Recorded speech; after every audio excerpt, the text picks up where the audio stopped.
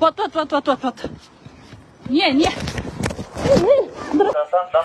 Это у нас музыкальный сопровод. Органы внутренних дел в отношении вас будут приняты административные и уголовные меры.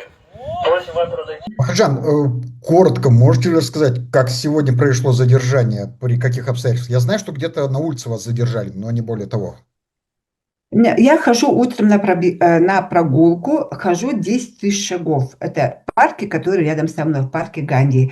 Я прошла 2,5 круга и иду, уже на третий хотела заворачивать, и полиция меня встречает.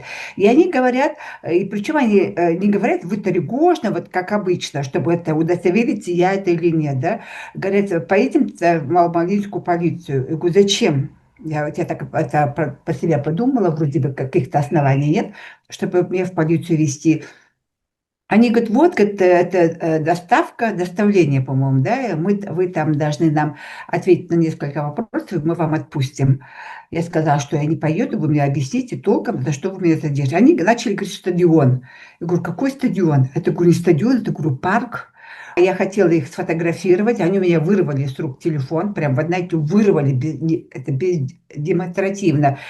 Посадили меня в машину, прям там такие, знаете, шкафы, такие здоровые, прям вот так схватили, посадили и привезли в управление полиции.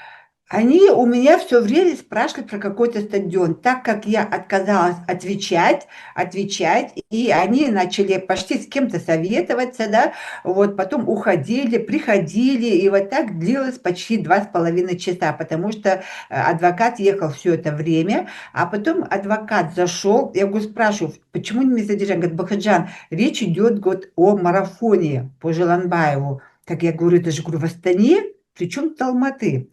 По поводу уголовного дела, они это специально сделали, чтобы я ответила на их вопросы уже в качестве статуса свидетеля. Вот, в принципе, им надо было меня разговорить, чтобы я что-то им ответила. Это он спросил, что я в парке утром делала.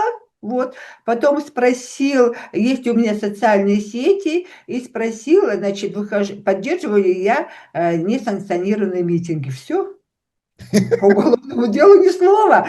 Вы знаете, меня это и удивило. Просто мне кажется, что они это придумали, вот это дело, к концу уже 3-часового моего нахождения, чтобы как-то оправдать свое существование и мое нахождение там. Я так поняла, да? Потому что этот дознаватель бегал к другому компьютеру смотреть, какие там есть вопросы, да, и прибегал обратно. В том-то и дело.